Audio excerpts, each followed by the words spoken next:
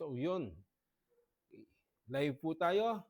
Ito po ang inyong lingkod. Again, Brother Eric Villanueva na nagpapaanyaya po sa inyo na makinig, umunawa ng mga salita ng Diyos. Dito po sa ating programa, sa biyaya ng Panginoon, Expose the Truth. So tayo po ay naghahayag ng mga katotohanan laban po sa mga katha at kasinungalingan ng mga mangangaral na mga naglipa na. So antabay sapagkat ang ating pong tatalakayin sa araw at oras na ito ay patungkol naman po sa ikalawang yugto ng Ebanghelyo ng Kaligtasan.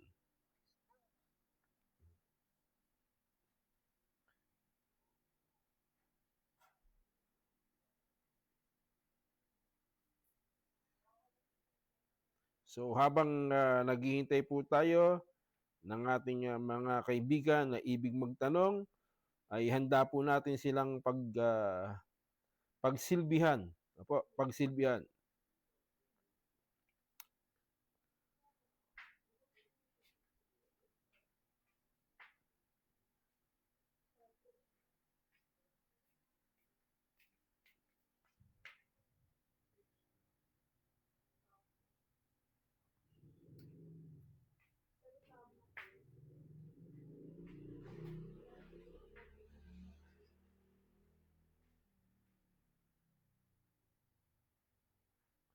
So, mahalaga po ang ating pag-aaral at meron po tayong mga katanungan dito, no? Okay.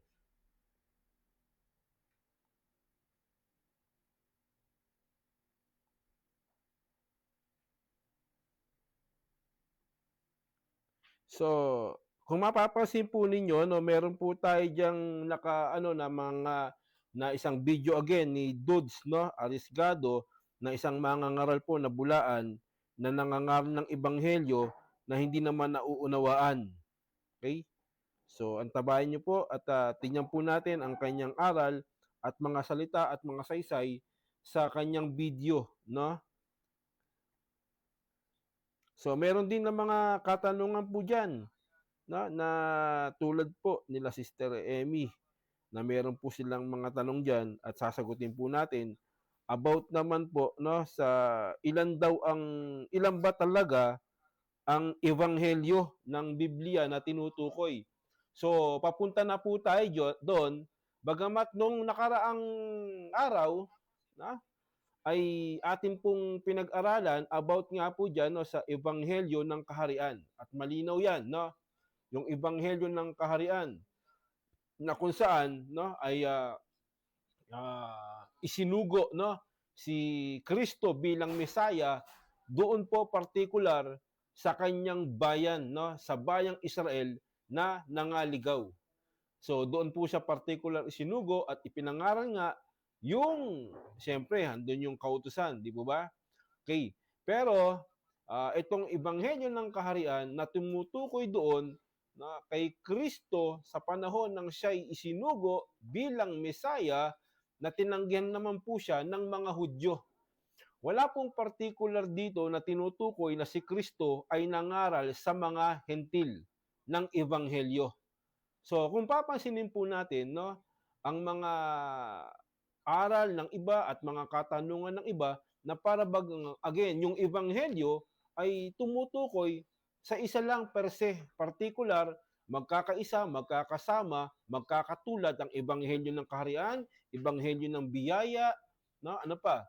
Meron pa silang tinatawag no ng mga pang mga ebanghelyo, no? Ebanghelyo ni Kristo, ebanghelyo ng Diyos. Alamin natin ano ang mga ebanghelyong ito na tinutukoy, no, dito po sa Biblia, particular sa ating po pinag-aaralan. Ito nga yung ikalawang yugto ng ebanghelyo ng biyaya o ebanghelyo ng kaligtasan. Okay? Again, napahapewa na po natin ang ebanghelyo ng kaharian, subalit dudugtungan pa po natin upang lalo kayong maliwanagan. So, bago po yan, na merong tanong nga dito si Sister Emmy, nalilito siya, ang sabi niya, Brad, ilan ba ang ebanghelyo? Sapagkat marami po, ang sabi niya, na nagsasabi na ang ebanghelyo ay 6. 6 po ang ebanghelyo. Okay, magandang tanong po yan, Sister Emmy, no? Sagutin po natin.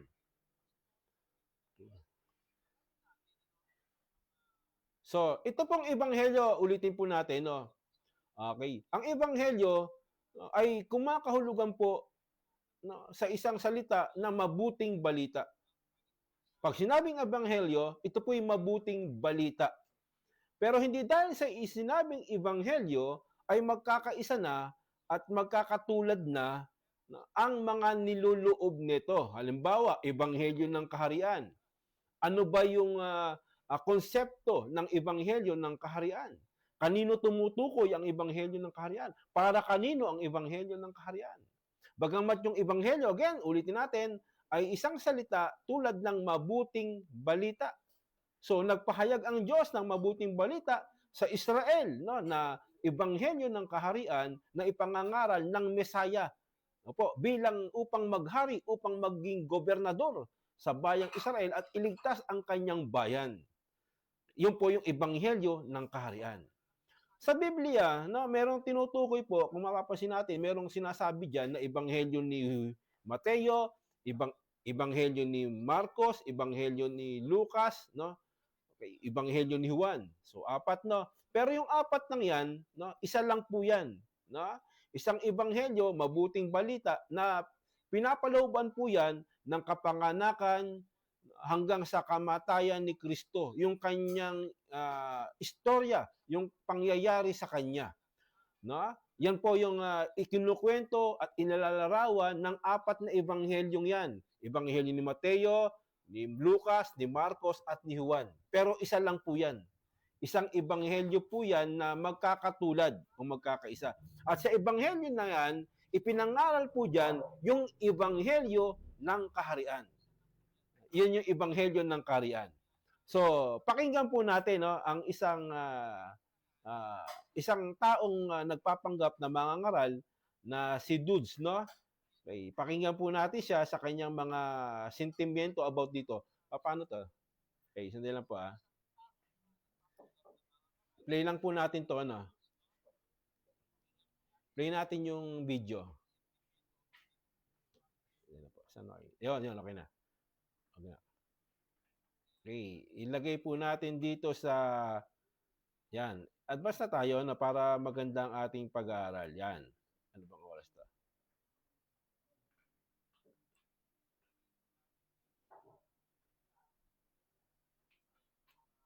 Ay, ang hirap naman ito.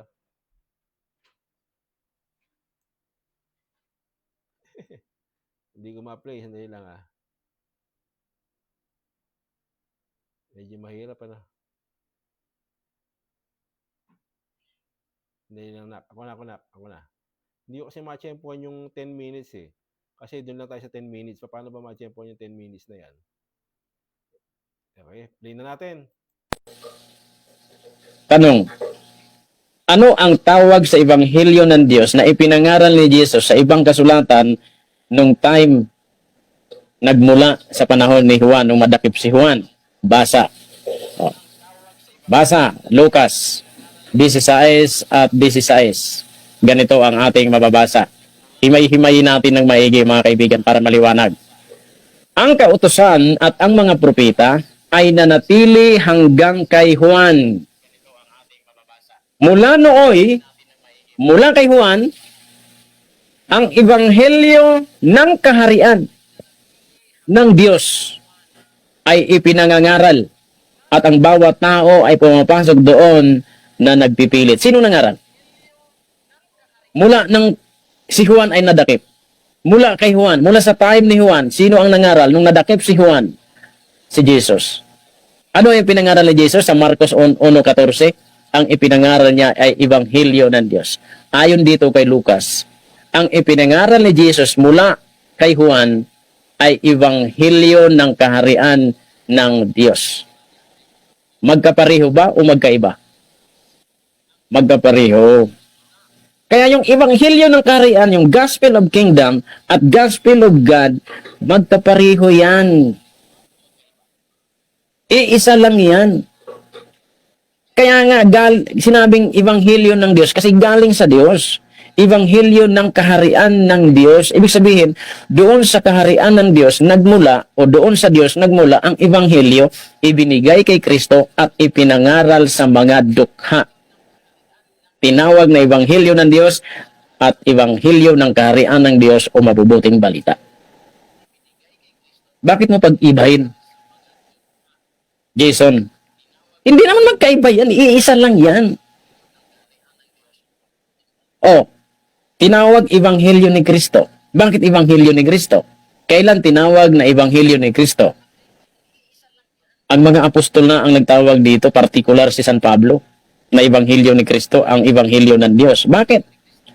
Siyempre si Kristo nung mangaral siya, nagbibigay siya ng kaluwalhatian, nagpapatutuo siya sa Diyos. Kaya ang ikinapit niya doon sa ebanghelyo, hindi yung kanyang sarili. Ebanghelyo ng Diyos, Ama. Nung isinugo ng ating Panginoong Jesucristo ang mga apostol, at binigyan niya ito ng ebanghelyo para ipangaral sa lahat ng bansa, kaya tinawag na ng mga apostol na ebanghelyo ni Kristo. Alam yung ebanghelyo ni Kristo? Yun yung ebanghelyo ng Diyos na ibinigay ng Diyos kay Kristo na ibinigay naman sa mga apostol upang ipangaral. So kung mapapansin po natin, no, binasa niya po ang Juan 16, ang Lucas 16:16. No, ang kautusan at ang mga propeta ang wika, ang sabi po dito na ang ay nanatili hanggang kay Juan. Mula nooy ang ebanghelyo ng kaharian ng Diyos ay ipinangaral at ang bawat tao ay pumapasok doon na nagpipilit. So meron po siyang binanggit na talata dito. Pero wala po siyang ikinumpara or ikinumpara no na para bagang isa lang ang ebanghelyo ng kaharian doon sa ebanghelyo ng kaligtasan o ebanghelyo ng biyaya. Okay? Wala po siyang ikinumpara po dito, no, kundi nagkumpara po siya doon sa ebanghelyo ni Kristo, yung pangangaral ng ebanghelyo.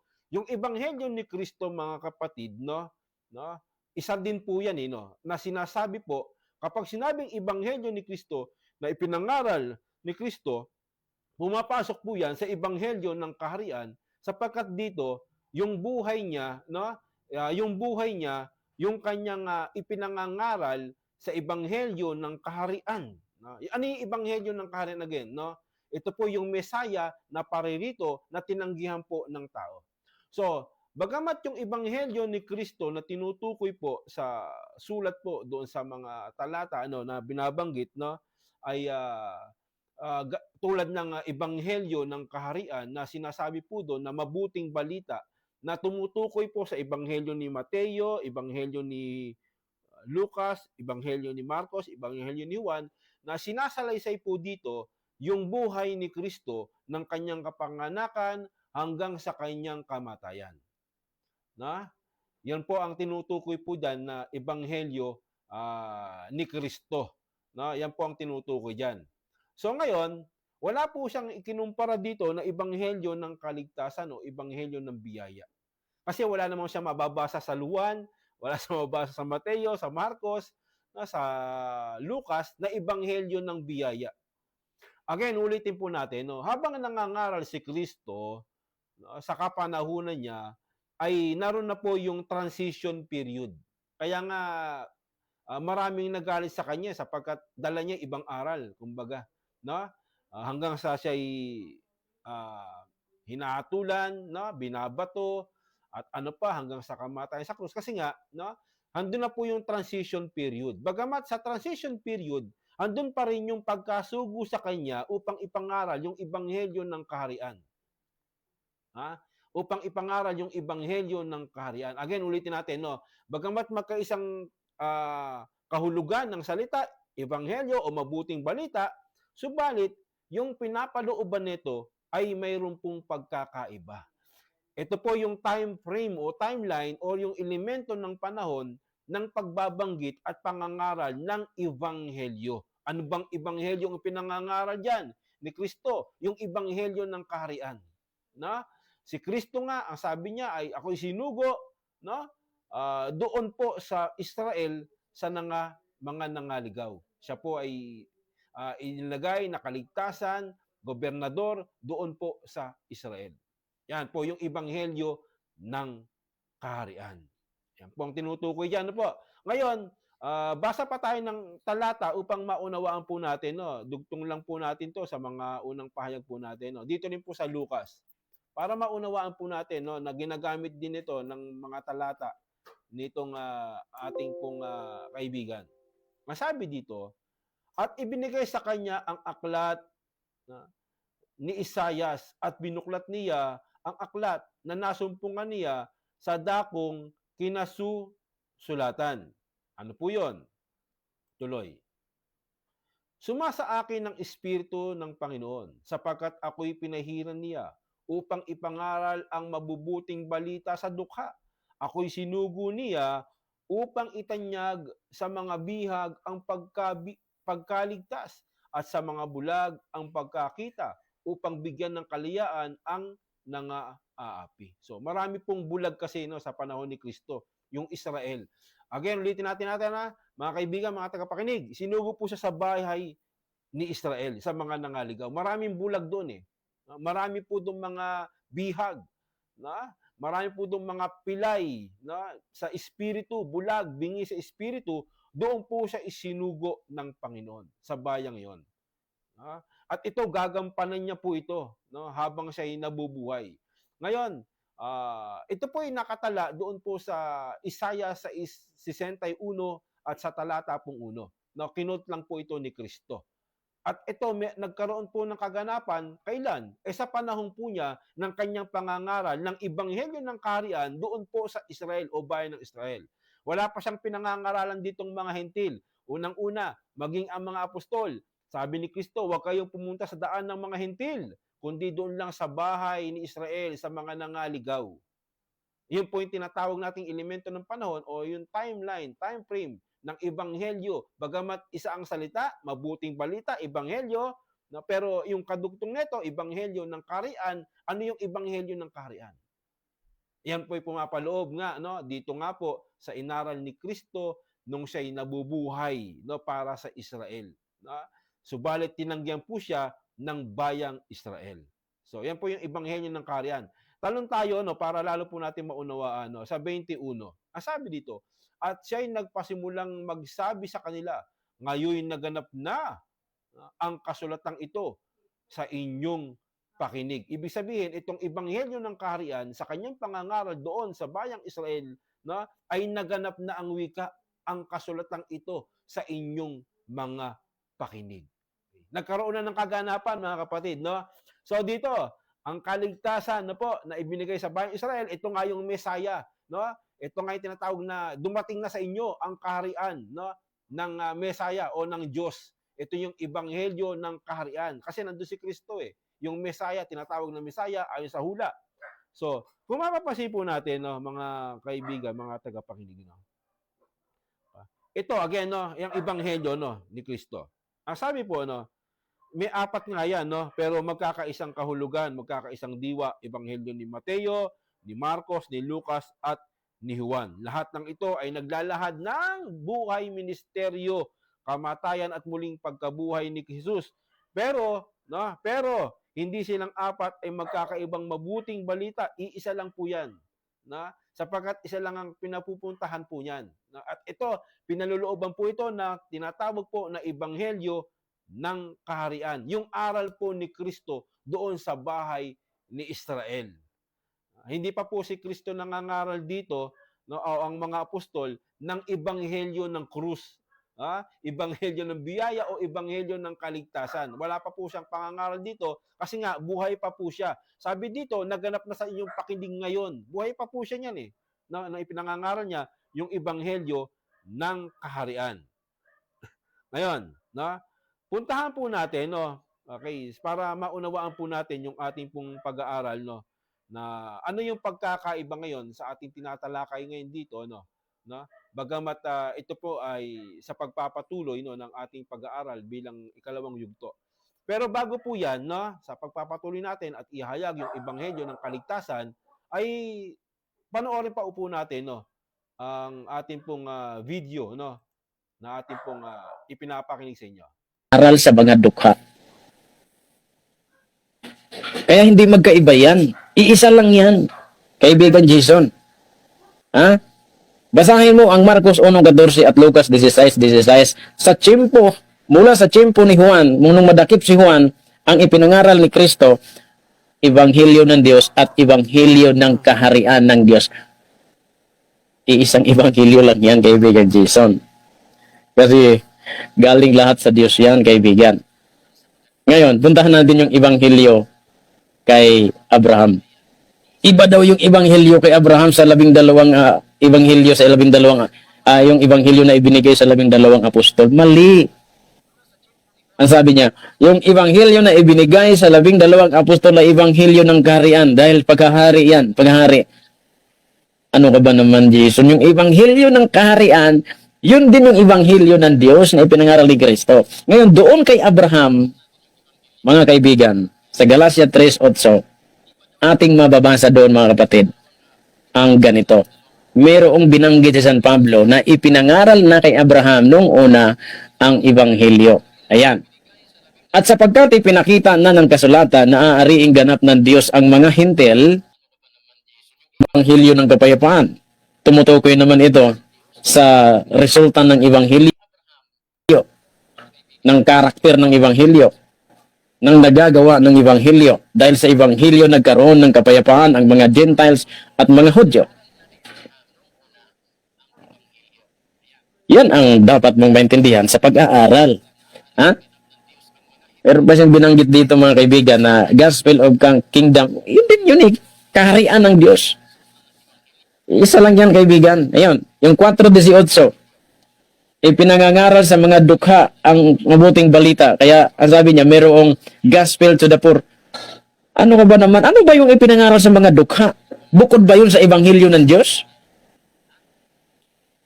Bukod ba yun? Iba ba yun sa Ebanghelyo ni Kristo? Yung ipinangaral sa mga dukha, yun na yung ibinigay ng Diyos kay Kristo para sa mga dukha. Anong klaseng pag-aaral meron ka? Yan kasi ang nangyayari pagkapabilib. Pabilib na pag-aaral para sabihin may Espiritu Santo. So, yun po, no? Kung atin pong mapapansin, no? Hindi wala nang pagkakaiba yung Ebanghelyo ng kaharian doon sa Ebanghelyo ni Abraham. May tinukoy siyang Ebanghelyo ni Abraham. Wala namang Ebanghelyo si Abraham eh. Na, meron bang Ebanghelyo si Abraham? Hindi po. No? Kundi yung Ebanghelyo, ipinangaral na ng una kay Abraham. So ano yung Ebanghelyong yun na ipinangaral kay Abraham? No? Nang una. No? Ano yung Ebanghelyong yun na sinasabi na mula sa yung bidhi, no? Ay tatawagin ang wika ang aking bayan, no? Yung bayan sa binhi, ito si Kristo mula sa kanyang binhi, no? At kasama na yung mga hentil. Ngayon kung mapapansin po natin, nagkaroon ng kaganapan yan sa panahon ni Pablo, no? Sa panahon ng namatay na si Kristo. Pinangaral na po ito ng mga apostol, lalo na si Pablo, at ito nga yung tinatawag na pangako ayon kay Abraham. At tinatawag itong Ebanghelyo ng biyaya. So biyaya na po ito. Biyaya na po ito. Ebanghelyo na po ng kaligtasan to. Hindi po ito Ebanghelyo ng kaharian. Na tinutukoy po doon nga sa buhay ni Kristo, no? Sa kanyang buhay na sinasabi ni Pablo sa 4 ng Galatia na ipinanganak siya ng isang babae sa ilalim ng kautusan. Okay. So, nung nangaral si Kristo, no, ng Ebanghelyo ng kaharian, tumutukoy po ito, no? Kaya nga nung sinabi niya ng mayaman, anong gagawin ko para maligtas? Anong sinabi ni Kristo? Nasa inyo yung utos. Sundin mo, nagawa mo ba yung utos? Ano yung utos, di ba? Huwag kang papatay, huwag kang magnanakaw, huwag galang magulang. So, yun pa yung pangangaral. Kaya nga sabi ni Kristo, hindi ako naparito upang sirain ng kautusan, kundi upang ito'y ganapin. Maging kudit at tuldok ay hindi mawawala. Mayroon pang mawala ang langit at ang lupa. So, yun yung Ebanghelyo ng kaharian. Kaya ang tanong natin, kayo ba, dudes, no, nagawa nyo ba ang utos, no, na sinabi ni Kristo, no, doon po sa Ebanghelyo ng kaharian, lalo na yung 10 utos? Nung si Kristo nga, di ba, nung ipinanganak anong ginawa? 'Di ba inalay siya, naghandog ng mga ibon, 'di ba? Para sa kanyang tinuli siya. So 'yan po yung ebanghelyo ng kaharian, nakasama po 'yon sa kanyang kapanganakan, no? 'Yan. So kung atin po mapapansin, no, mga kaibigan, yung ebanghelyo ng kaligtasan, dumating na po ito sa panahon po, no, nang si Kristo'y nabuhay na maguli. Ipinangaral na po ito ng mga apostol, lalo na, no, unang-una, yung huling apostol na sinugo ay si Pablo. Si Pablo. So, babasa po tayo ng mga talata patungkol po dito, no. Basa po tayo, no. Okay. Atin pong basahin dito sa Korinto. Para makita po natin yung kaibahan nito, no. Okay. Dito po sa Korinto, unang Korinto, basahin po natin. Sa 15. Yan, basa po tayo. Sabi dito, ngayon pinatatalastas ko sa inyo mga kapatid, ang ebanghelyo na sa inyo'y aking ipinangaral, na inyo namang tinanggap, na siya naman ninyong pinananatilihan. Pinananatilihan ng wika. So, tingnan po natin, no? Nakalagay naman po yan sa ating screen, no? Sa 1. So, basa pa po tayo, no? Sunod na talata.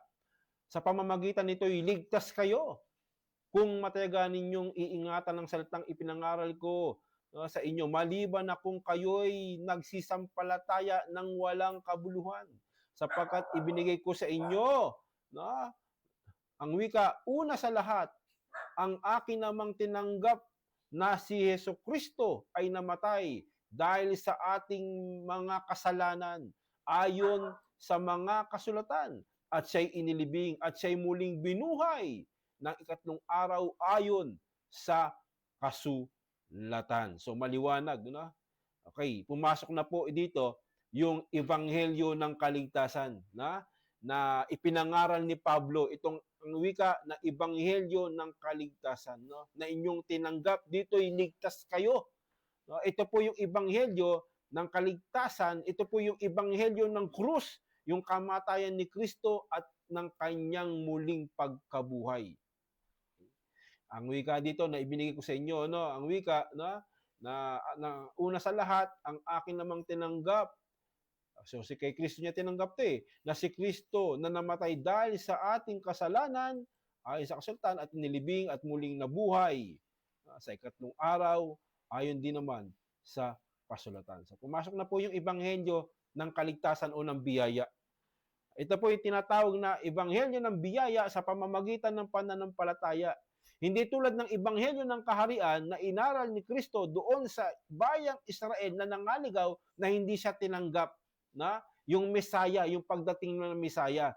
Kaya nga yung aral niya, nagawa mo ba ang 10 ang kautusan? 'Di ba? So yun yung mga aral, no, ni Kristo ng mga panahong yon doon sa bahay ni Israel. So ngayon, no, ipinangaral ngayon, no, ni Pablo, sa pamamagitan ni Pablo, ibinigay ni Kristo ang pangangaral ng ebanghelyo ng kaligtasan o ng biyaya. Okay? So yan po yung pagkakaiba ng ebanghelyo ng kaharian at ebanghelyo ng biyaya, no, na ating pong tinatalakay, no, at binibigyan po ng kahulugan, no. Ito pong sa tinatawag po na church age, no. Ngayon, itong ebanghelyo ng biyaya or the gospel of grace, ang mensahe na si Jesucristo ang namatay para sa ating mga kasalanan. Yan na po yung ebanghelyo ng biyaya, no? Bagamat maraming iba't ibang aspeto, no, ng ebanghelyo ayon sa dispensasyon, yung timeline, no, ayon po sa mga dispensasyon. Marami po 'yan, no. Yan yung ebanghelyo ng kaharian, ito na nga po yung ebanghelyo ng biyaya o ng kaligtasan. May binabanggit pa na ebanghelyo na walang hanggan, no, sa after ng great tribulation. So, kung mapapansin po natin, no, itong pinag-aaralan po natin, no, na ebanghelyo ng biyaya ay mapapasin at mababasa po natin yan, walang iba, sa palasak na po ng mga talata. Basahin po natin, no, para maunawaan po, no, ng mga nakikinig. Ang ating pong napakasimple lang po ng ating pinag-aaralan. Dinadalian na lang po natin at pinapaliwanag natin ng maayos. Sapagkat sa biyaya kayo nangaligtas sa pamamagitan, no, ng pananampalataya, ang wika, no, at ito'y hindi sa inyong sarili, ito'y kaloob ng Diyos. Salamat sa Panginoon. So malinaw po ito, no, sa biyaya, no, kayo nangaligtas, ang wika. Yan. So dito, pumasok na po yung biyaya. Ito na po yung ebanghelyo ng kaligtasan sa pamamagitan ng pananampalataya. Sa pamamagitan ng pananampalataya. No? At ito ang wika ay kaloob, no? Grasya, grace ng Diyos. Libre po ito, mga kapatid. Hindi po ito kaligtasan, no, sa pagsunod, no, sa mabubuting gawa. Hindi po 'yan ang tinutukoy po ng ng ebanghelyo ng biyaya, no, o ebanghelyo ng kaligtasan sa panahon ni Pablo nang siya isinugo at ipinangaral nga po itong ebanghelyo ng kaligtasan. Okay, gaya ng binanggit po natin, no, sa mga 15 ng unang Korinto, ang sabi ron, sa bagay na ito, ligtas kayo, no? 'Yun po yung ebanghelyo, no. Sa pamamagitan nito, ligtas nga kayo kung ingatan itong ebanghelyo. Ngayon, mapapansin po natin, no, dito rin po sa Efeso, no, para sa mga kasusog na mga talata, para lalo po nating magbigay tayo ng mga talata, no, para maunawaan po natin, no, ang ating pong tinatalakay. Yan, Efeso 1:13. Na sa kanya kayo rin naman pagkarinig ng aral ng katotohanan ng ebanghelyo ng inyong kaligtasan. Na sa kanya rin naman nang kayo magsisampalataya, kayo tinatakan ng Espiritu na ipinangako. So maliwanag po yan, mga kaibigan, no, mga tagapakinig, no, na sa kanya rin naman kayo naman sa pagkarinig ng aral ng katotohanan. Ano yung aral ng katotohanan? Ng ebanghelyo ng kaligtasan. So yun na po yung ebanghelyo ng kaligtasan, mga tagapakinig, no. Hindi na po pumapasok dito yung pagtutuli, yung hindi na pumapasok dito yung mabubuting gawa ng kautusan, na para ikaw ay makapasok sa kaharian, no? Sabi ng binata, hindi na po pumapasok diyan, no? Kasi si Kristo nang aral, sabi nga ni Kristo nung pinagaling niya yung isang leper, no, yung ketongin, pinagaling niya, no, sabi niya pumunta ka sa sa saserdote, pakita ka, no? Ibig sabihin, meron pang kautusan doon na sinasabi kasi yun yung kautusan eh. Ngayon gagawin niyo ba 'yan ayon sa ebanghelyo ng kaharian, no? Na si Kristo'y nabuhay, no, nung siya'y nabuhay, ipinanganak, no, at hanggang doon sa kanyang pangangaral, gagawin niyo po ba 'yan? Para lang sa Israel 'yan, yung ebanghelyo ng kaharian na tinutukoy po diyan. Hindi pa pumapasok dito yung ebanghelyo ng biyaya, no? Wala pa kasi hindi pa po pinapako si Kristo dito. No? Wala pang pagpako. Ayon po sa dito po sa unang Korinto, no, basahin po natin, no. Sa unang Korinto, puntahan po natin ang unang Korinto, yan, sa 1. Ang sabi po dito sa 17, no, sapagkat hindi ako sinugo ni Kristo upang bumautismo, kundi upang mangaral ng ebanghelyo, hindi ng karnungan ng salita, baka mawalan ng kabuluhan ang krus ni Kristo, sapagkat ang salita ng krus ay kamangmangan sa kanila na nangapahamak, ngunit ito'y kapangyarihan ng Diyos sa atin na nangaliligtas. So, yun na po, pumasok na po yung ebanghelyo, no, ng kaligtasan, o ebanghelyo ng krus ni Kristo, yung kanyang kamatayan. Okay, hindi na po ito ebanghelyo ng kaharian kasi wala na nga si Kristo, no, naialay na si Kristo. Ito na yung ipinangangaral ngayon ni Pablo na ebanghelyo ng kaligtasan o ebanghelyo ng biyaya. Ito nga ang krus ni Kristo na ang wika, kamangmangan sa iba eh. Pero sa atin ay kapangyarihan ng Diyos na sa ikaliligtas o sa mga nangaliligtas. Hindi na kaya itong sinasabi po ng ating kaibigan na si Dudes na kawawang cowboy na mahina naman sa debate, meron po kaming pending na debate niyan Sabi niya sa akin, kahit wala daw moderator, walang problema kahit walang moderator. Dalawa tayo, dito po tayo sa platform natin, Kung ikaw ay merong panglakas na humarap at dapat dala mo na yung bala mo, wag lang barel, Kasi mahirap yung kawawang cowboy, nahaharap ka sa digmaan, wala ka namang bala. So pag humarap ka ulit, pag-aralan natin, ano ba yung topic natin? Andiyan po yung Santiago 2. Ano ba yung tinutukoy doon? Tinutukoy po doon na pananampalataya, pananampalatayang buhay, ay yung pananampalataya na patay. Ano yung tinutukoy doon? O kaya naman, yung bautismo. I-aral natin, pagdebatehan natin. Yung bang ebanghelyo ay kaligtasan? Sige, panindigan mo. At ako ang sasangga rito. Ako ang magbubuwal sa iyo sa aral mong ito na yung bautismo sa tubig ay kaligtasan. Ano pa? Itong ebanghelyo ng kaharian at ebanghelyo ng kaharian at ang ebanghelyo ng kaligtasan, dudes, ipangatwiran mo na ito'y isa lang o isa lang siya.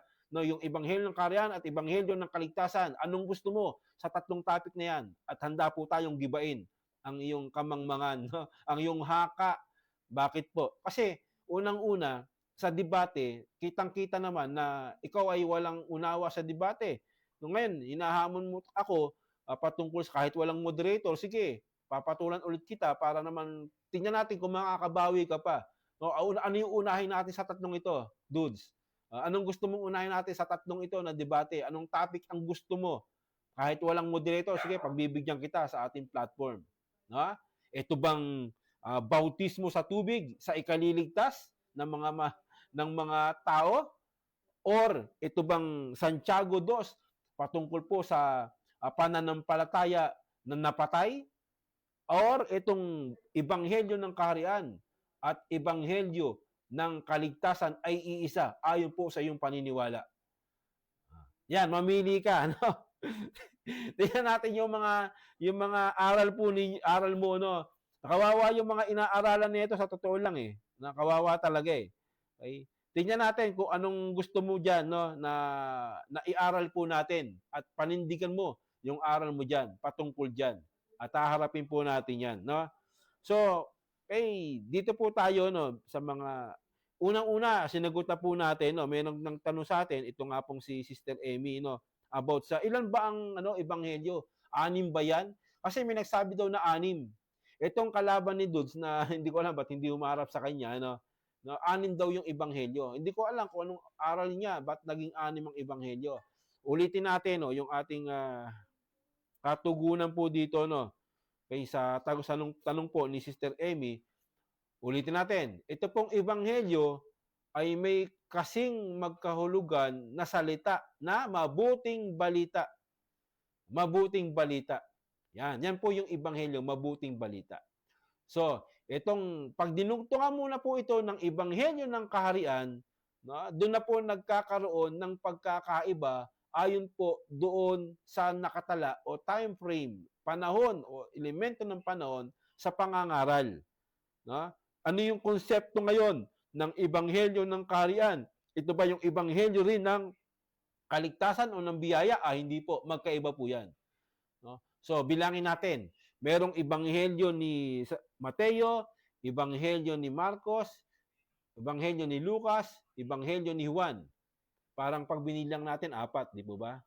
Pero itong ebanghelyong ito, isa lang po ito na magkakaugma, magkakaisa na inaaral yung aspeto ng pakapanganakan ni Kristo hanggang sa kanyang kamatayan at pagkabuhay. Yun po yung istorya na binabanggit po ng ebanghelyo ng 4 na ito. Yan po yan, yung tinutukoy po dyan. Isa lang po yan, bagamat may tinatawag na ebanghelyo ni Marcos, Juan, Lucas, Mateo, apat, pero isa lang po yan. No? Yan ang tinatawag po na ebanghelyo ng kaharian na ipinangaral doon po sa Israel sa pamamagitan ng Mesaya, no, sa kanyang paghahari doon po sa Israel bilang gobernador, no, mula sa lipi ni David, no, sa yung kanyang bunga, no, ni David, no, ito yung Mesaya na hindi tinanggap ng Israel, tinanggihan ng Israel. So yan po yung ebanghelyo ng kaharian na pinapalooban din naman, no, na sinasabi niya, hindi ako naparito upang sirain ng kautusan, kundi upang ganapin. So ang tanong, dudes, naganap mo ba ang ayon sa ebanghelyo ng kaharian? Ikaw ba nung kabataan mo, may saan pinto? Medyo nagtataho lang po yung mga po. Diyan. So dito medyo maingay po yung ating mga alaga pasensya na. Dito yung ating po mapapansin mga tagapakinig, mga kaibigan, ito pong ebanghelyo ng kaharian, ulitin natin. Okay, sandali lang po sandali lang po. Paano ito i-off na yung camera? Yung camera. Sandali lang.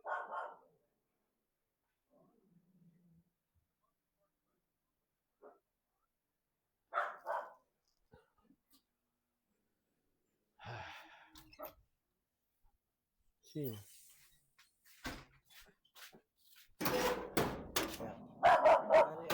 Ay. Ha? Bali po foundation po sa Uni Hospital. Kaya dati, di ba dalawa kayo mga boto rito? Bibigyan kayo ng health card dito. May member po kayo sa isa puso. Kay Mayor Arnold to kay Congressman. Baka next week patawag yan. Marami tayo sa website. Sige. Pilatan mo na lang yan, kuya. Balikan ko, kuya, mamaya o bukas. Bukas na lang. Kasi bukas na ipapasaya. Sige, umaga. Umaga na lang. Pabibigay ko lang. Thank you, kuya. Salamat. Stick. Health card daw. Pilapan, bukas bibigay. Anak, open mo na.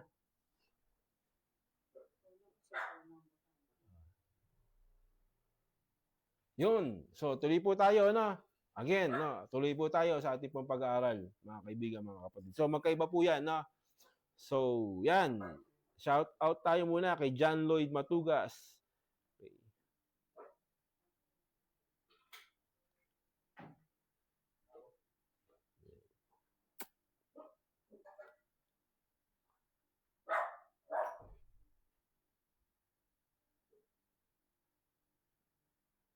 Okay, nawala tayo.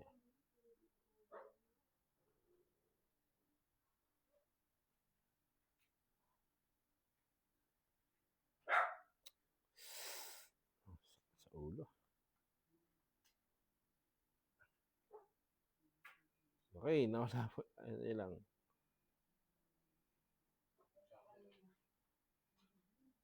Yun. Okay.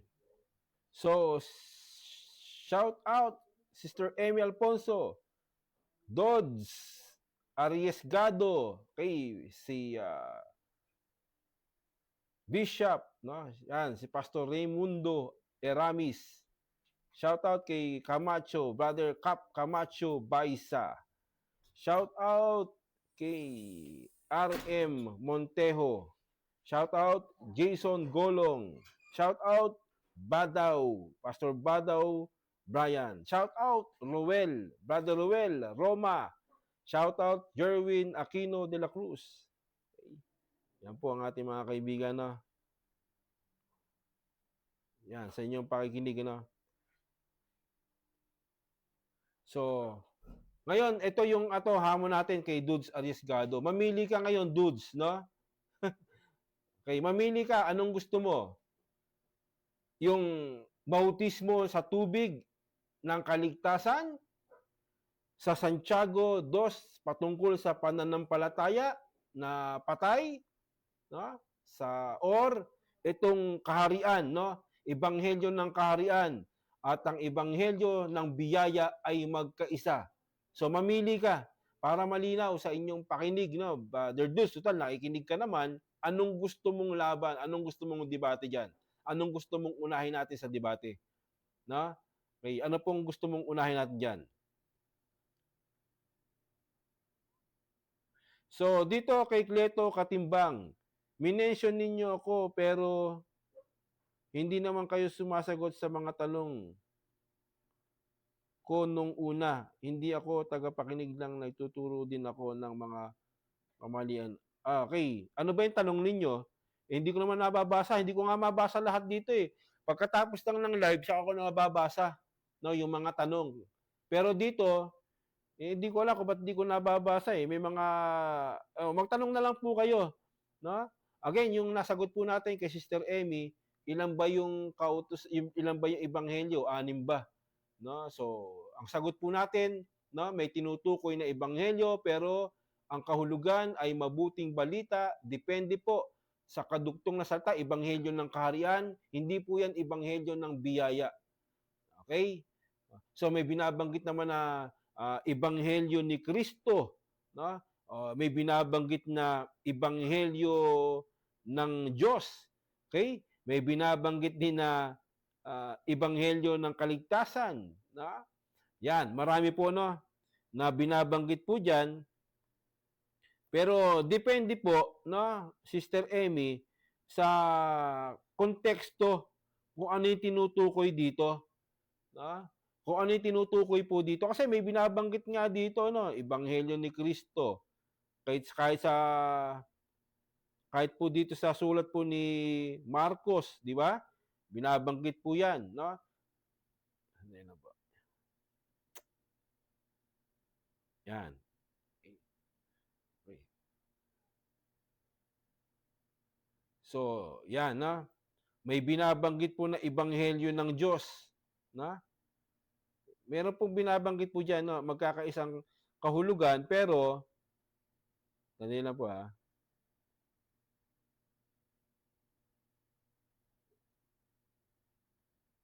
Yan. Ibig ng ebanghelyo ng Diyos.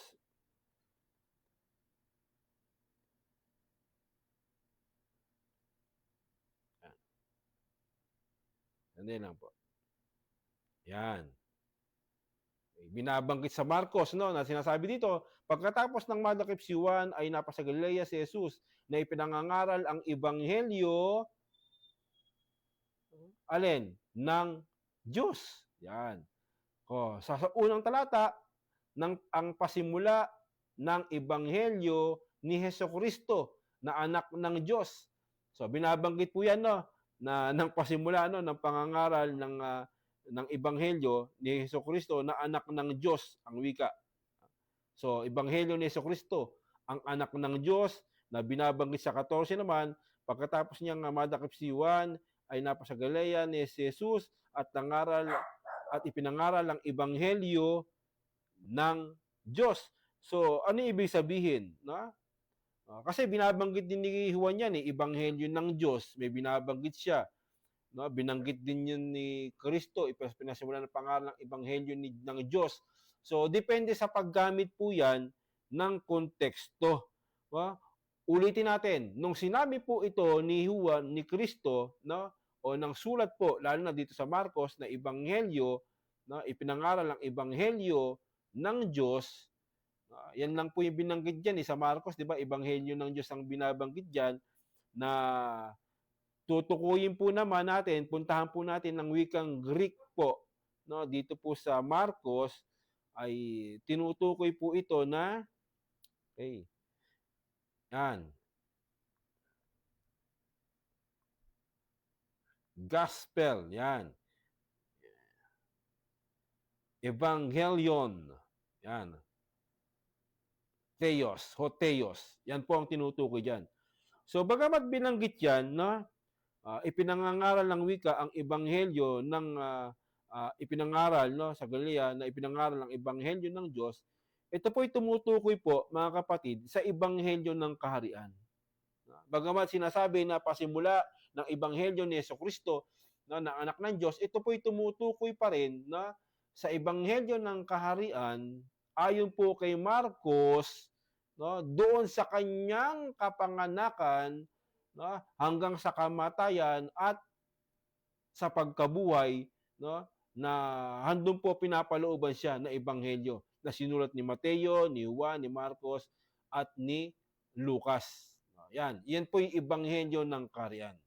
So may binabanggit naman dito si Pablo patungkol dito upang kayo maging ministro ni Jesus, no, sa mga hintil na nangangasiwa sa ebanghelyo ng Diyos upang ang mga hintil ay maging kalugod-lugod na handog palibasa ay pinapaging banal ng Espiritu. So, binanggit din po yung ebanghelyo ng Diyos, no? Ito naman yung tumutukoy, bagamat, again, ulit natin, no, ebanghelyo, mabuting balita, na isang salita, pero yung time frame o yung elemento ng panahon ng paggamit, ay ano ba yung tinutukoy dyan? Na ebanghelyo.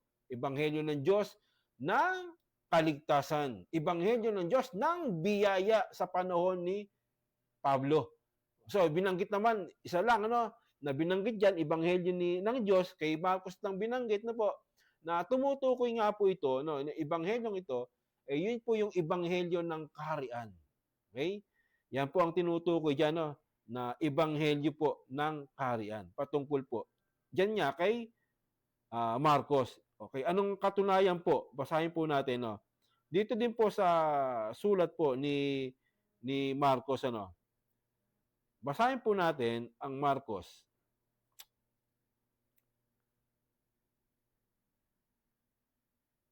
Yan.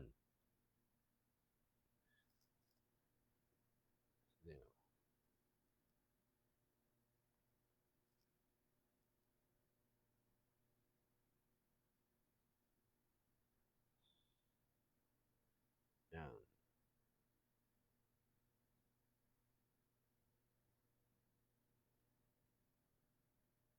Yan, nabasa na po lang natin, yung Marcos sa 14,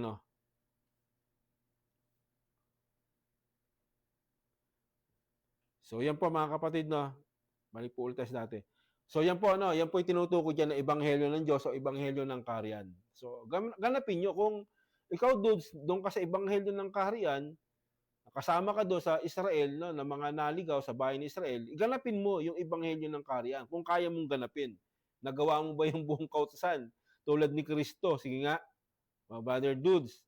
Sumagot ka, dudes. Nagawa mo ba yung pinagagawa dito sa ebanghelyo ng kaharian? So, yan po yung katanungan.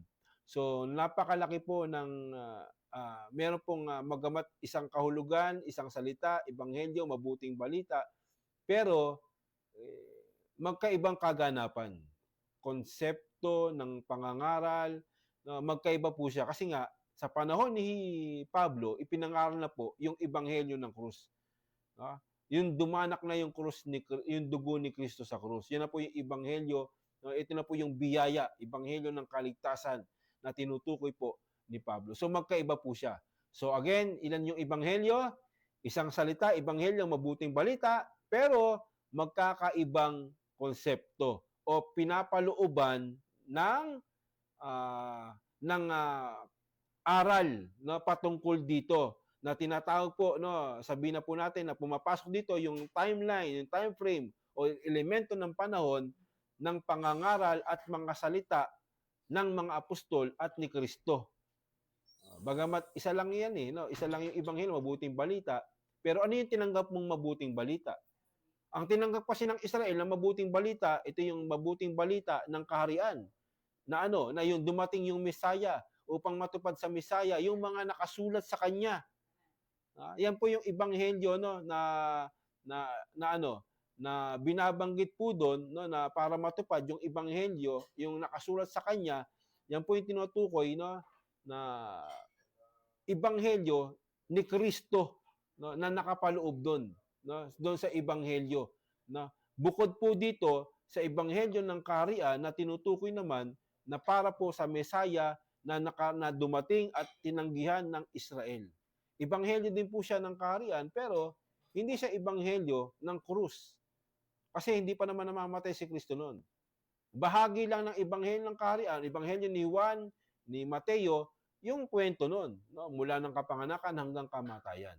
Pero yung pangangaral ng dugo ni Kristo, hindi pa ipinangangaral sa panahong yun na nabubuhay si Kristo, sa panahon ng Mateo, Marcos, Juan, Lucas. Wala pang pangangaral ng dugo ni Kristo. Wala pa pong pangangaral dyan. Kaya yung pangangaral ng dugo, pangangaral ng ebanghelyo ng krus ni Kristo ay sa panahon na po ito ni Pablo na tinatawag na ebanghelyo ng kaligtasan. Ebanghelyo ng inyong kaligtasan. Yan na po yun. Magkaiba po siya, mga kapatid. So, hintayin natin no, yung mga tanong netong mga ito na hindi ko naman nababasa. Ano ba tanong mo, Cleo? Wala ka naman tanong eh. Yan. So, shout out muna tayo, Sister Flor Darisa Jose, Brother Vincent Cueva, shout out Tatay Lu Salvador, shout out Alpogs Dionisio, shout out Walter Bendida, shout out tayo CJ Creaig watching. Di ba napapaloob sa lahat ng ebanghelyo ni Kristo? Okay, sabi ni Emmy Alfonso, di ba napapaloob sa lahat ng ebanghelyo ni Kristo complete na?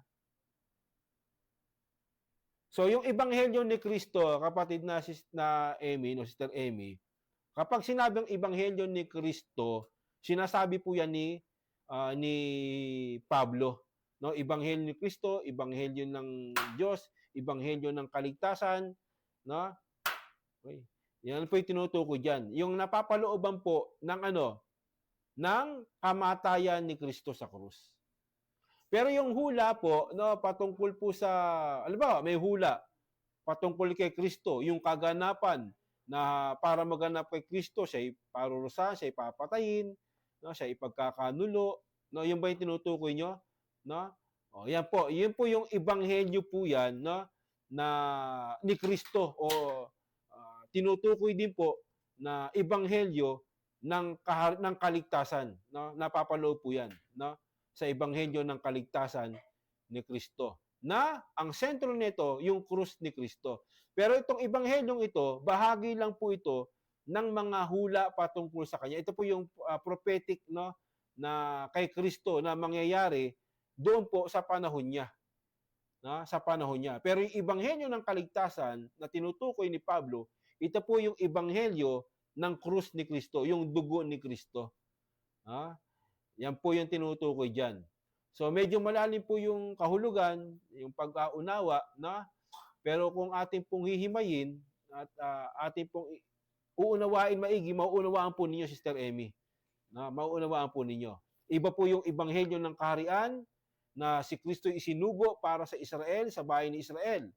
Iba po 'yon, no? Na tinanggihan po siya bilang Mesaya ng mga Israel o bahay ni Israel na mga nangaligaw. Tinanggihan po siya diyan eh. Na 'yun yung ebanghelyo ng kaharian.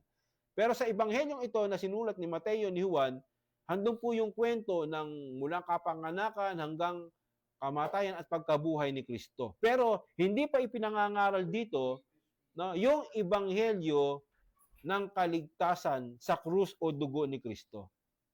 Wala pa. Kaya pag binanggit na ebanghelyo ni Kristo sa panahon ni Pablo, tumutukoy po yan sa ebanghelyo ng kaligtasan. Yan na po yung krus ni Kristo. Yan na po yung dugo ni Kristo. Yan na po yung ebanghelyo, yung pananampalataya kay Kristo. Yan po ibig sabihin yan. So, yung ebanghelyo ni Kristo complete na. O kumpleto na po yan, ebanghelyo ni Kristo. Yan po yung kumpleto. Yun yung ebanghelyo ni Kristo na tinutukoy na ebanghelyo ng pagliligtas o kaligtasan. Yung kanyang kamatayan at kanyang pagkabuhay na maguli sa mga patay. Kamatayan sa krus, pagbubo ng dugo, at pagkabuhay na maguli sa kamatayan. Pero yung about sa prophetic, no, na hula, naganap na, ito po mabuting balita din po ito na tinutukoy. No? So, ano yung bahagi ng mabuting balitang ito na tinutukoy? No? Ano po yung bahagi? No? Kasi, yung salaysay o saysay nito, maiko-connect natin mula una sa kapanganakan hanggang sa kamatayan ni Kristo. Yan po, maiko-connect po natin yan, yung ebanghelyo ng prophetic na nangyari sa kanya, na pinatutunayan po ito ng mga prophetic na tunay ang Kristo. Dapat nating kilalanin ng Kristo sampalatayanan sapagkat tunay ang nangyari sa kanya. Yung mga hula sa kanya naganap, no? Sa kanya. Yung mga hula sa kanya. Bahagi ba yan ng ebanghelyo o bahagi ng ebanghelyo po yan? Yung prophetic na yan na naganap kay Kristo. Kaya nga tinawag ng ebanghelyo yung ebanghelyo na nasulat kay Juan, di ba? Hanggang doon, sinabi ni Kristo na kailangan mangyari sa akin, no? Yung mga hula sa propeta, sa mga awit, hula kay Moises na patungkol sa akin, kailangan maganap. Naganap na po yun sa kanya. Naganap po yun. No? Bahagi po ito ng prophecy, no? Yung prophetic, no? Na hula, no? Na pinapalooban po ng ebanghelyo ni Juan, ni Marcos, ni Lucas, no? Na tinutukoy po dyan, no? Na prophetic. Yun po yung ebanghelyo na patungkol sa buhay ni Kristo na naganap sa kanya. Ngayon, yung ebanghelyo naman ng kaligtasan, pag binukod mo at ibubukod natin na magandang balita naman, ano naman yung naging resulta niyan ng prophetic na patungkol sa Messiah? Ano yung naging resulta niyan? Hanggang sa pagkamatay at pagkabuhay, ano yung naging resulta niyan? Ang naging resulta naman yan, mabuting balita, no? Ebanghelyo ng kaligtasan naman ang naging resulta niyan para sa mga hentil. Sister Emmy. So sana nakukuha po ninyo yung ating pong daloy ng aral, no? Hindi po nakakalito 'yan. Bagamat pag medyo malalim lang kasi isa lang naman ng ebanghelyo ni Kristo Kasi isinama natin yung prophetic patungkol sa kanya, no? Isa lang pero ang naging resulta lang po ng prophetic sa kanya kanyang ng hula patungkol sa Messiah, ng kanyang pagdating, pakapanganakan, kamatayan, pagkabuhay na maguli. Ang naging resulta po nito ay mabuting balita pa rin. Ano naman yung nagresulta nito? Ay ipinahayag kay Pablo, yung ebanghelyo ng inyong kaligtasan. Ano po yun? Yung ebanghelyo ng krus ni Kristo. So sana naunawaan po ninyo, yun na po yung ebanghelyo ng kaligtasan. Sa panahon po ni ipinangaral ng mga apostol. Kasi yung unang pangangaral nga po, si Pedro, nangaral na rin ng ebanghelyo ng kaligtasan eh. Di ba sabi niya sa 1:9 ng ito ang layunin ng inyong pananampalataya, ang pagkaligtas ng inyong kaluluwa. Ibig sabihin, yung pagkaligtas ng tao sa pamamagitan ng pananampalataya, hindi na sa bautismo o hindi na sa mga kautusan. Nangaral na rin si Pedro niyan bagamat siya apostol ng mga ng Hudyo o ng pagtutuli. Di ba? So resulta na lang po 'yon, yung mga prophetic na sinasabi nyo, kumpleto nga kasi nga may naging resulta yan. Yan nga yung ebanghelyo ng kaligtasan. Sumagot si Jesus sa mga naliligaw ng tupa, sambahayan ng Israel, lamang ako sinugo. Yan sabi ni Alpogs Dionisio. Sa 12 ito sinugo si Jesus. Sa mga hintil, alin namang bayan, ng mga huwag pumasok. Yan nga po sinabi natin kanina, Brother Alpogs, na yun po yung ebanghelyo ng kaharian, na hindi siya isinugo sa hentil, sa mga aso, kundi doon sa bahay ni Israel, pati yung mga apostol. Pero dumating yung panahon, nung after po ng resurrection, ng pagkabuhay ni Kristo na maguli, isinugo na po yung mga apostol, na nangalat na sila. Pero yung pinagbigyan po talaga, bagamat ang sentro ng pagbibigay ng ebanghelyo ng krus o ng dugo ni Kristo ng kaligtasan ay si Pablo. Si Pablo po ang binigyan po ng karunungan at aral patungkol dyan, sa ebanghelyo ng kaligtasan o biyaya ng Diyos sa ikaliligtas. Si Pablo na po ang merong pong kaloob dyan at binigyan ng kapamahalaan, kapangyarihan upang ipangaral po itong salvation by grace, o through faith. By grace, through faith. Yan na po yung kaligtasan, yung ebanghelyo ng inyong kaligtasan o biyaya ng Diyos.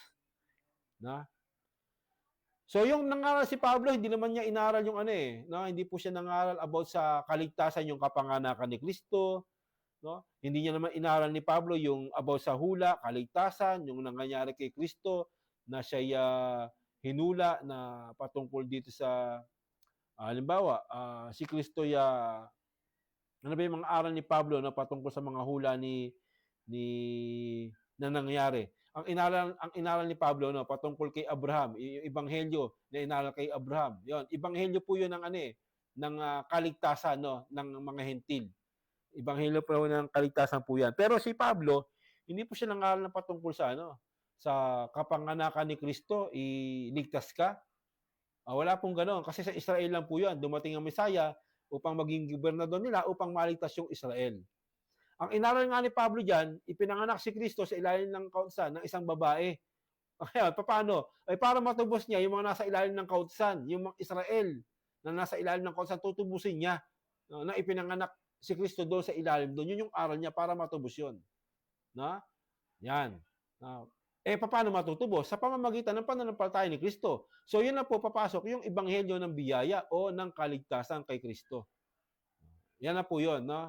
Pero yung pangapanganakan, yung patungkol sa siya'y papaluin, siya'y kapupuotan, siya'y papatayin, yan na po yung prophetic kay Messiah na mangyayari kay Kristo. Yan po yun. Pero ang kaligtasan, yung pananampalataya sa pamamagitan ng kamatayan ni Kristo o dugo ni Kristo. Yun na po yung ebanghelyo ng kaligtasan. No? Sister Amy, sana po naunawaan po ninyo yung ating pinag-aaralan. So may mga tanong pa po dito. No? So shout out, Brother Ruben Nakilada, isang veteranong debater ng SDA. Okay, magaling na debatista po yan. Magkalaban po kami ni Brother ni Brother Ruben, pero magkaibigan naman kami yan.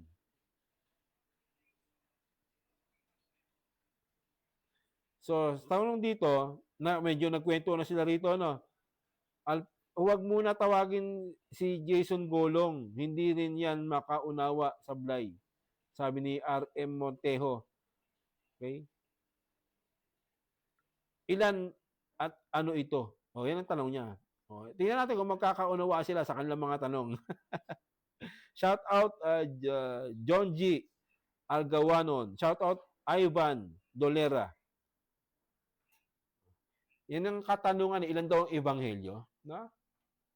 Sabi ng iba, kasi ulitin natin, no, yung ebanghelyo kasi, no, isa lang ang kahulugan, Sister Emmy, yung mabuting balita. Yun po yung ebanghelyo, mabuting balita.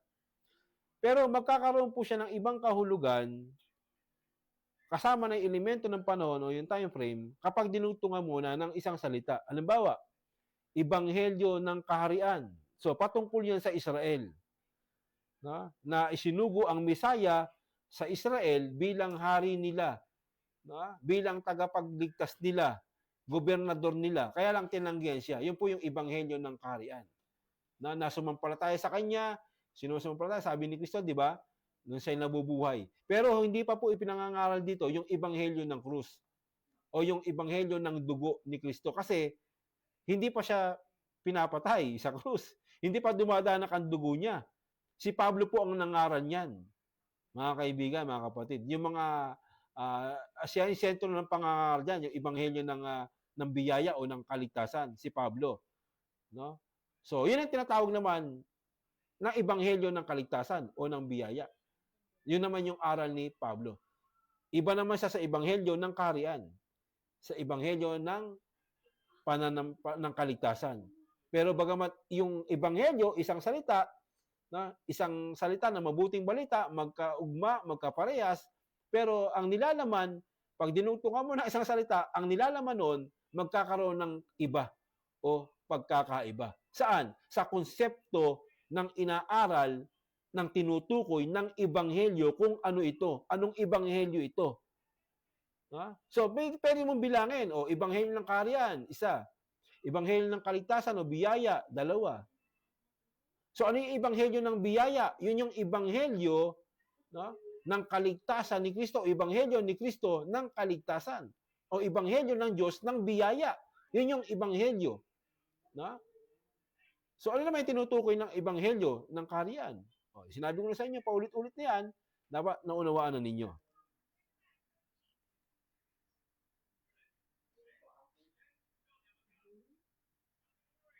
So, yun lang po Okay, may tanong dito, ano? Mateo 10:5, ang 12 ito ay sinugo ni Jesus at inatasan na huwag kayong pumunta sa mga hintil, ni pumasok sa anumang bayan ng mga Samaritano. Okay, sabi ni Sister Amy. Ano po? Ay, sabi ni Alpogs. Tama naman po, ano?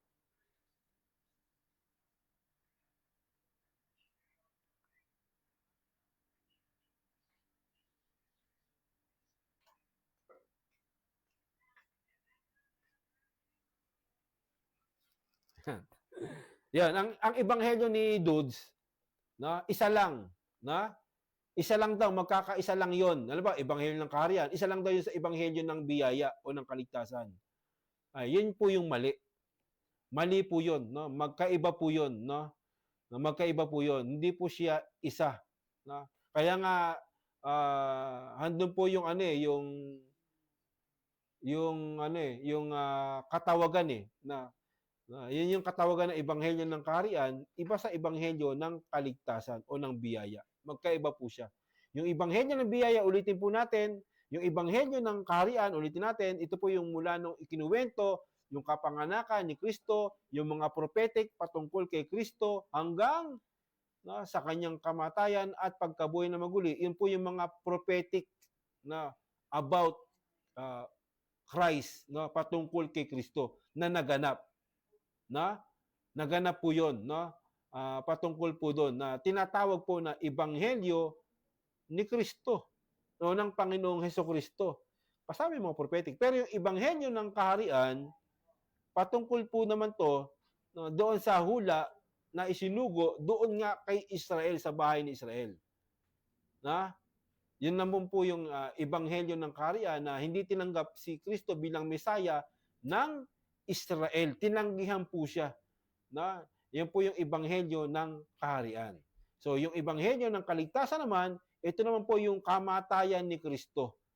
Yung krus ni Kristo, yung dugo ni Kristo, yung church age, yan naman po yung ebanghelyo ng kaligtasan, mga kapatid. Okay? So yun lang po. At ayan, topic na yan, ilan ang gospel ko? Isa, bakit iba-iba? Bakit ito iba-iba? Hindi po. Kay Dudes, isa lang yan. Ebanghelyo ng kaharian, ebanghelyo ng kaligtasan, isa lang yan eh. Pero sa Biblia, hindi po yung ebanghelyo ng kaharian, hindi po siya ebanghelyo ng kaligtasan. Yung ebanghelyo ng kaharian, ulitin natin, paulit-ulit tayo. Ito po yung prophetic about kay Kristo bilang Mesaya doon sa Israel, na sinugo siya at tinanggihan siya ng Israel. Na dumating sa kanila yung kaharian, sabi ni Juan Bautista. Darating sa inyo yung ebanghelyo ng kaharian, yung kaharian ng Diyos. Yun nga po si Kristo. Kaya lang tinanggihan nila. Kaya nga sabi ni Kristo di ba? Na para maligtas ka, anong gagawin? Ginawa mo ba yung utos? Sabi ng binata, ginawa ko. Para makapasok sa kaharian, gawin mo, sabi ni Kristo. Kasi nga, ebanghelyo ng kaharian yan eh. Nangaral pa po siya doon sa Israel. Hindi ako pumarito upang sirain ng kautusan. Yan. Pabor po ang SDA dyan. Kundi upang ganapin ang kautusan. Ni tuldok at kudit ay hindi mawawala. Di ba? Nagawa niyo po ba yon? Kayong mga nasa ebanghelyo ng kaharian patungkol sa pangangaral sa Israel, na sinugo siya doon sa Israel, nagawa niyo po ba yon? Kung kayo nagpapanggap na Israel, kayong mga hintil, nagawa niyo ba lahat ng kautusan? Yan ang tanong. Yan ang tanong, kung nagawa niyo po ba yung ebanghelyo ng kaharian ng pagkasugo kay Kristo, na tinanggihan nga siya ng Israel. Okay? So, dumating na si Pablo, ito na ipinangaral niya na ngayon, yung krus ni Kristo, yung dugo ni Kristo. Yan na po yung ebanghelyo ng kaligtasan, mga kapatid.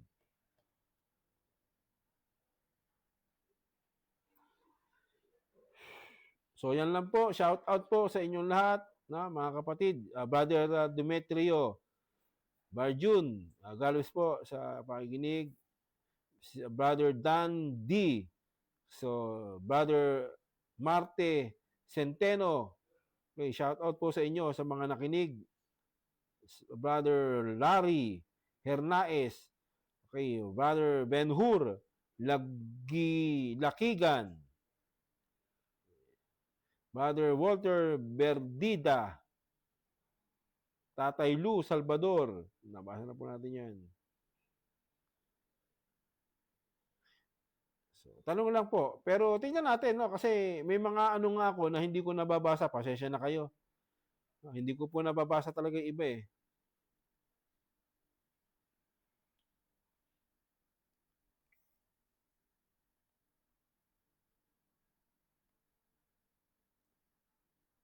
So, yan po mga kapatid. Muli, again, no, ang ating po tinatalakay about sa Ebanghelyo ng Kaligtasan. No?